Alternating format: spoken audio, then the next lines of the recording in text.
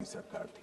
तो एक गहन पुनर्निरीक्षण क्या है? माननीय, एक गहन पुनर्निरीक्षण है कि जिनकी मृत्यु हो गई उनके नाम कट जाए, जो 18 साल से बड़े हो गए उनके नाम जोड़ जाए, जो किसी भी प्रकार से 2 जगह मतदाता है उनके नाम कट जाए, और जो विदेशी नागरिक है उनको चुन चुन कर डिलीट किया जाए। ये गहन पुनर्निरीक्षण। और मैं आज इस मंच से आपके माध्यम से इस सदन को और देश की जनता को कहना चाहता हूं, क्या कोई भी देश का लोकतंत्र सुरक्षित रह सकता है जब देश का प्रधानमंत्री और राज्य का मुख्यमंत्री कौन हो वो घुसपैठिए तय करेंगे? मान्यवर, नहीं रह सकते। एक मतदाता का एक से ज्यादा जगह पर वोट होना चाहिए। मान्यवर, एक से ज्यादा जगह पर वोट होना चाहिए। जो लोगों का मृत्यु हो चुका है, मान्यवर, जिन लोगों का मृत्यु हो चुका है उनका वोट मतदाता सूची में होना चाहिए। मान्यवर, ये SIR और कुछ नहीं है, मतदाता सूची का शुद्धिकरण है। मैं मानता हूं इससे कुछ दलों के राजनीतिक स्वार्थ आहत होते हैं। मुझे उन दलों के प्रति एक प्रकार से अनुकंपा भी है, क्योंकि देश के मतदाता तो वोट देते नहीं हैं। ये थोड़े विदेशी दे देते थे, वो भी चले जाएंगे।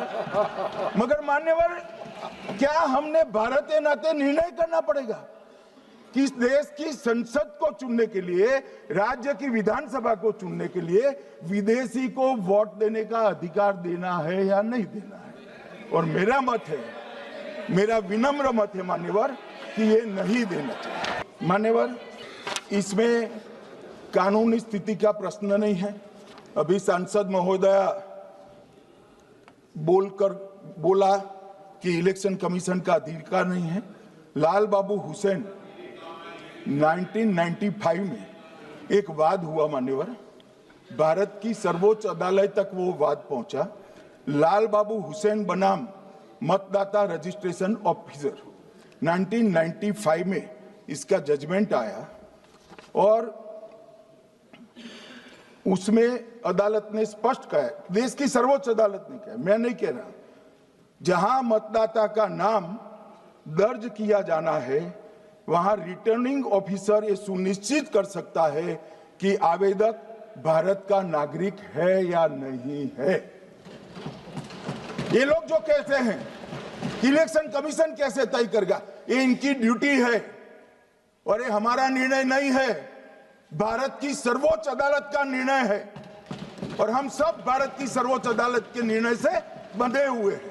किसी को भी अगर वेरीफाई करना है तो लाल बाबू हुसैन बनाम मतदाता रजिस्ट्रेशन ऑफिसर 1995 का जजमेंट निकालकर मान्यवर दे दे। मान्यवर, विपक्ष के नेता राहुल गांधी जी ने 5 नवंबर 2025 को एक प्रेस कॉन्फ्रेंस में परमाणु बम फोड़ा। अब वो परमाणु बम के अंदर उन्होंने कहा कि हरियाणा में एक ही घर में 501 वोट पड़ गए। चुनाव आयोग ने इतनी स्पष्टता करी कि हाउस नंबर 265 कोई छोटा मकान नहीं है, और 1 एकड़ का पुश्तैनी प्लॉट में अनेक परिवार बस रहे हैं, मगर वहां हर परिवार के घर का नंबर नहीं दिया गया है, इसलिए सब जगह हाउस नंबर 501 दिया गया। और एक परिवार की तो 3 पीढ़ियां साथ में रह सकती है। और पुराने नंबर से ही जब हरियाणा में कांग्रेस की सरकार चुनी गई तब से ये नंबर इसी तरह से चल रहा है। ये ना कोई फर्जी घर है ना फर्जी वोटर है। मान्यवर, वोट चोरी का नैरेटिव बनाने के लिए मान्यवर, मेरा विपक्ष के नेता से एक निवेदन है कि 2 मिनट सुन ले मुझे, बाद में उनको बोलने का मौका दीजिए। मान्यवर, 2 मिनट। मान्यवर, मेरा आपसे विनम्र निवेदन है, मैं आधी रात तक बैठने के लिए तैयार हूं, मुझे कोई आपत्ति नहीं। मेरा भाषण समाप्त हो जाए।